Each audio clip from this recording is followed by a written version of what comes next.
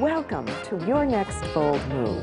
Our show is all about helping you take your next step, whether it's career or relationships or life in general.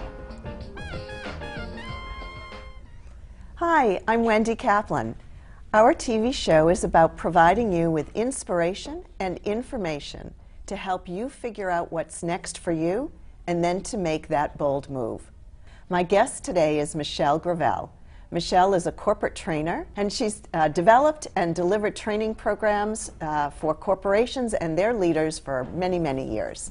So welcome back, my dear. Thank you. Great to be back. Thanks. Well, last time we talked about strategic decision making, and this time, as you know, we're going to focus specifically on the skills that we need to have to make decision-making conversations, feedback conversations, any kind of conversation more effective, more specific, more respectful. So I understand that you have a current situation that we're going to work a little bit with today, just as a way of demonstrating some of the tools that we're going to talk about. Right. So I'm working with a consultant who's helping me with marketing, and this person's area of expertise is social media. Okay. And so they're giving me advice, and I've been retaining their services. So far, the advice that they've given you has been on track or not so on track? Well, they feel extremely strongly that I ought to be posting on Facebook twice a week and blogging twice a week. So I don't know. I'm a little on the fence. Like, on one hand, everybody seems to be doing this stuff. It seems to be what you're supposed to do for your business. And yet, I'm not sure. And I'm not sure why I'm not sure is because I'm too old to be in this social media thing and really understand. Am I missing the point? Right. Or is this really not working? Okay. So let's take a look at maybe one of the most difficult conversations you've had with him over the past few weeks. Okay. Because what will be helpful is if we take a snapshot of your conversation, because a lot of times people just keep doing the same old thing and getting the same old result, and they don't know what they don't know. And so one way to step back from your conversation or your communication style is to say, okay, so what was I doing in that conversation so that I can maybe make some slight changes to improve the next conversation? Okay. All right. So I said, well, I've been doing all these things. He said, well, what specifically have you been doing? So I said, I've been blogging once a week. I've been posting on LinkedIn and Facebook. And I'm not sure. I'm not sure if this is a good use of time or money or my energy. So we're going to capture this up here on our worksheet. So you're saying, Bob, I'm just not sure if this is the right thing to do. Right. And what was Bob's reply? How did he respond? Oh, he was very assertive. Like, you absolutely have to do this. This is the way. And I feel very strongly about it. You haven't done it long enough. So he said, Wendy, you have to do this and keep doing it because... Good job. Keep going. So what did you say when he sort of pushed you? I feel like you're pushing me, and I just said I'm just not sure if this is the right avenue for me. You are pushing me, and he replied by saying what? This approach is tried and true. It's proven. I do this with all my clients. He sort of used that everybody's doing it leverage. Everybody's doing it. I have data, I have dollars, I have numbers to prove this is the way to go. It kind of sounds like the conversation was a little bit he said, she said, right? Yeah. You said this, he said this, and it doesn't really feel like there's a ton of listening going on. And one of the things that we want to pay attention to is how much inquiry versus advocacy is happening in the conversation. So really the theory is, in a conversation, if you're not asking, you're telling, right? So the first pass that we want to take at diagnosing the conversation is to look at how much inquiry is going on and how much advocacy is going on, or sharing a point of view. So if we just look at this first one, you're saying, you know, Bob, I'm not really sure this is really for me.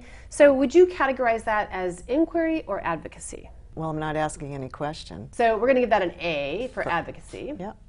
And for now, let's just look at yours. Okay. And so down here, again, you're You're say, pushing me, Bob, advocacy. you're pushing me, advocacy, right? Yeah. And now let's take a look at Bob's. You have to keep doing this, Wendy. It's the thing to do. Push, right? Advocacy. Right. And down here he's saying everybody's doing it, right? You got to get on the bandwagon. Right. So there's a lot of advocacy. A lot of advocacy, right? And so as you look at that, what comes to mind when you just see that it's all point of view, point of view, well, point of view? nobody is actually interested in what the other person has to say. Exactly. This didn't occur to me until just now. And we all sort of intellectually, in theory, know. Yeah. Of course, I should ask a question. I'm curious about how they think. But when we're in the middle of it and someone is kind of getting to us, right, all of our skills go out the window, right? We just go so straight true. back to our default behavior, which is, I'm going to tell you how it is. Not very effective at all. So what we want to do is find out what's getting in the way of being able to ask questions. So over here is what you're thinking and feeling about good old Bob, but not saying, right? So on this side over here, we're taking a look at what you actually said in the conversation. Yes. And then over here, we're taking a look at all that inner stuff that we can't see in the conversation. So as you're saying, you know, Bob, I'm just not sure that this is the right thing, what's the inner thought or feeling that's associated with that? Yeah. I'm thinking, I'm not going to keep doing this. That's what I'm thinking. Nah, I'm not. I'm gone. It's just a matter of Okay, great. I'm not going to do it anymore. I'm gone. Okay, so he says, Wendy, you have to keep doing it. And internally, what's your reaction? I'm thinking, what an idiot. Is he not hearing me? Are you listening? Are you paying attention? Okay, so then you actually say, Bob, I feel like you're pushing me. And what does he do, right? So what are you thinking as you're saying that? This is inappropriate. I'm paying you. That's right. It's inappropriate. It's unprofessional. So inappropriate. Just stop it, Bob. And then he comes back and says, well, everybody, like, I've got data. Look at this. I've got dollars and numbers, and I've got all this stuff. So cough it up there, Wendy. I'm just like, done. I'm done. I'm done. Right? I'm done. Go away. Totally. I'm done. That this is what's being said, right? This is what could be tape recorded or video recorded. This is the under the table kind of stuff, right? It's in our head, but it leaks out.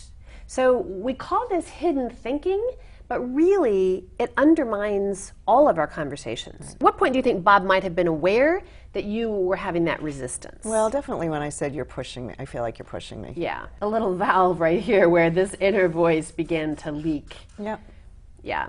And so unbeknownst to Bob, his reaction, right, his advocacy, his pushing, caused you to sort of escalate to the point where you could no longer contain this.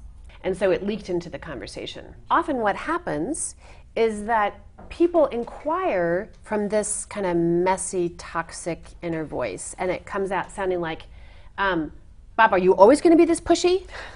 Not so effective, right? Not so effective at all. And so what we want to do is to begin to look at how can we not necessarily clean this up, because we're always going to have this sort of judgment, bias rolling around in our inner voice. How can we manage it? So one of the ways that we can do that is to look at what kinds of questions we're asking. So one thing we say is to put brackets, like to kind of as a mental metaphor that we have all this stuff going around in our head, and we need to be able to notice, okay, I'm having a reaction. Let me notice that and sort of contain it, or put like a mental bracket around it, so that I can actually be more skillful in the conversation. So the other really good tool is to check perceptions. And what I mean by that is, Bob is doing something, saying something, and so if you were going to read between the line, right, if you're going to put words to your intuition, what is your intuition telling you about Bob's enthusiasm or the emphasis that he's placing on his responses to you? He knows this stuff. This is his area of expertise, and this is what he knows. So this is what he's promoting. What's another perception? Could there be something driving? Well, he could have some business goals in terms of his own company that he has to reach in terms of clients, etc. So maybe. When we're together next, we'll take a deeper dive into what are some ways we can explore looking at where does this come from and what might be going on in Bob's inner voice, right? Because he may have equally as strong an inner voice. Perfect. So thanks for joining us today. And in addition to all of the resources shared by our guest, Michelle Gravel, we also have a sister website, www.themagicparties.com. So a big thank you again to Michelle for being on our show again. And thanks to our listeners. You are meant to go forth in the world and use your gifts and talents.